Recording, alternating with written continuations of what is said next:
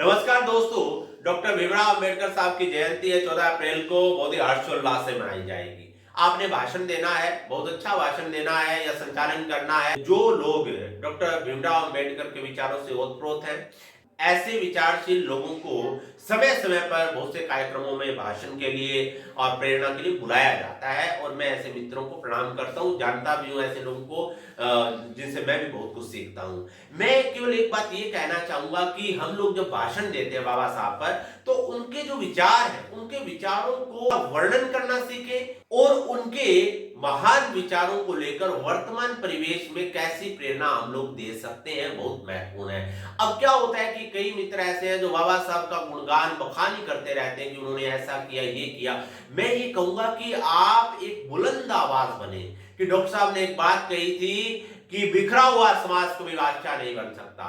तो इसलिए आज हमें एक होने की जरूरत है, एक रहें कि घर में एक हो तो पड़ोसी भी एक हो जाता है, एक होने की ताकत को देख दुश्मन भी नेक हो जाता है। मैं किसी विशेष समाज की बात नहीं करूंगा दोस्तों, लेकिन मैं इतना जरूर कहूंगा कि जब हमारे पक्ष, हमारे हित, हमारे विचार एक जैसे हैं, बाबा साहब से जुड़े हुए हैं, तो क्यों हम लोग खंडित हो जाते हैं, क्यों हम लोग एक दूसरे से जुदा हो जाते हैं। एक होकर हम बाबा साहब के विचारों पर चले और समाज को हम लोग सुदृढ़ बनाएं। उन्होंने कहा था कि शिक्षित बनो और संगठित रहो। विषम परिस्थितियों में भी बेहतर सीखकर गरीबी के दुष्चक्र से निकल सकते हैं। विषम परिस्थितियों में भी बेहतर सीखकर गरीबी के दुष्चक्र से निकल सकते हैं। शिक्षा वो शक्तिशाली हथियार है दोस्तों, जिससे हम दुनिया बदल सकते हैं। ये बात, अगर ये भाव किसके थे? डॉक्टर भीमराव अंबेडकर के, जिन्होंने कहा था कि शिक्षित बनो, शिक्षा ही वो ज़ियारा है जो हमारी दरिद्रता, गरीबी को दूर कर सकता है। जागरूकता, शिक्षा से ही जागरूकता आएगी।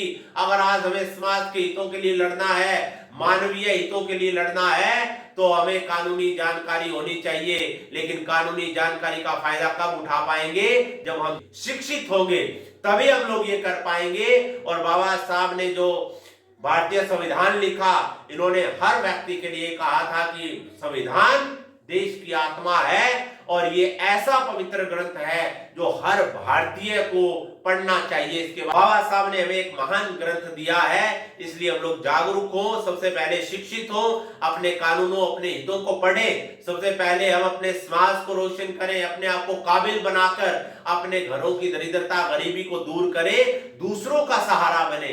बाबा साहब ने कितने लोगों को एक प्रेरणा दी, क्योंकि उनकी लड़ाई मानवीय मूल्यों के लिए थी कि मानव का सम्मान होना चाहिए। मानव में रंग, जाति या धर्म के आधार पर कोई भेदभाव नहीं होना चाहिए। इसलिए आज पूरे विश्व में उनको माना जाता है। आओ हम बाबा साहब के विचारों पर चलते हुए ऐसे ही कुछ आदर्श स्थापित करें कि पूरा समाज सही रास्ते पर चले और हर इंसान का सम्मान करे। और उन्होंने कहा था कि संगठित रहो। घर में एक हो तो पड़ोसी भी एक हो जाता है। एक होने की ताकत को देख दुश्मन भी नेक हो जाता है। आज हमें एक होने की जरूरत है। बिखरा हुआ समाज कभी बादशाह नहीं बन सकता, ये बात बाबा साहब ने कही थी। और उन्होंने कहा था कि वक्त बहुत कम है, जितना दम है लगा दो। कुछ लोगों को मैं जगाता हूं, कुछ को तुम जगा दो। मैं कहूंगा कि समाज के लिए हम लोग रोशनी बने। बाबा साहब ने जो किया सो किया, आज हम लोग उनका गुणगान कर रहे हैं। लेकिन इंपॉर्टेंट ये है कि क्या हमने उनके तरह योग्य बनकर समाज को रोशनी दी, या हम लोग देने का काम कर रहे हैं? अगर कर रहे हैं तो मैं कहूंगा कि इस चाल को हम लोग और तेज करें। केवल भाषण से या झंडे उठाने से बाबा साहब का जन्मदिन मनाना सार्थक नहीं होगा। उनका जन्मदिन मनाना तभी सार्थक होगा जब हम लोग उनके विचारों पर चलेंगे, उनके महान जीवन को अपनाएंगे, उनके विचारों को अपनाएंगे, और जो योग्यता उन्होंने विकसित की थी, ऐसी योग्यताएं हम भी अपने अंदर विकसित करेंगे और पूरे विश्व में अपने बाबा साहब का नाम रोशन करेंगे। तो इस तरह से आप अपने विचारों को ना एक्सप्लेन करना सीखें, तब बाबा साहब के ऊपर आप अच्छा बोल पाओगे। और मैं कहूंगा कि डॉक्टर भीमराव अंबेडकर तो अपने आप में एक बहुत बड़ी गीता है, जिसके ऊपर बहुत बड़ी कथा, बहुत बड़ा विचार प्रकट किया जा सकता है। तो मुझे विश्वास है कि आप इसी तरह से अपना भाषण देंगे और बाबा साहब का जन्मदिन हम लोग हर्षोल्लास से मनाएंगे, उनके विचारों को अपनाएंगे। अगर आपको बाबा साहब के जन्मदिन पर संचालन करना हो तो स्क्रिप्ट लिखी है, आप दिए गए मोबाइल नंबर पर संपर्क कर सकते हैं। धन्यवाद।